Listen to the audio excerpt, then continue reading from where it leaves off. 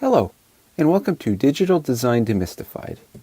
This video will try to answer the question, what is a NOT gate? The NOT gate is a simple logic gate. It only has one input bit and one output bit. What's its behavior? Well, it outputs the inverse of what's on the input pin. If the input is 0, then the output is 1. If the input is 1, then the output is 0. Using this information, we can build the truth table for the NOT gate. As a side note, because the NOT gate inverts the input, you will also hear it referred to as an inverter. Now it's time to take NOT gates to the next level. What happens if we connect two NOT gates together? Well, because our system still only has one input and one output, we can figure out the truth table of the entire system. Let's say we drive a 0 into the system. Well, we know that the output of the first NOT gate will be a 1. Since we're feeding a 1 into the second NOT gate, we know its output will be a 0. Interestingly, the input of the system equals the output, and seems to behave like a wire. Now, let's drive a 1 into the system. Well, we know the output of the first NOT gate will be a 0. And the output of the second NOT gate will be a 1. Again, the input equals the output, and again, the system optimizes down into a wire.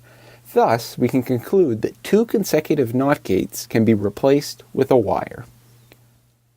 Now, let's consider this case where we connect three NOT gates together. So we could follow the same procedure as before, where we drive in 0 and 1 and then find the corresponding outputs.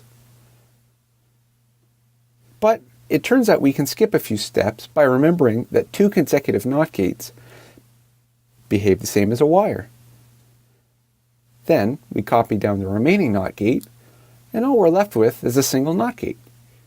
Conclusion? Three NOT gates chained together behave the same as a single NOT gate. We can generalize what we've learned about chaining NOT gates as follows. When you have an even number of NOT gates chained together, the equivalent behavior is a wire. When an odd number of NOT gates are chained together, the equivalent behavior is a single NOT gate. Now, a trivial example of how you might use a NOT gate. Say you wanted to drive a red LED, indicating that there's an error in your system. But all you have is a signal indicating that everything is good, where the encoding is 1 equals all good and 0 equals something is wrong. Well, you could use a NOT gate to convert the all good signal into a everything isn't good signal, which you could then use to drive the LED. And there you have a trivial example of how you might use a NOT gate. Next time, we'll be looking at the OR gate.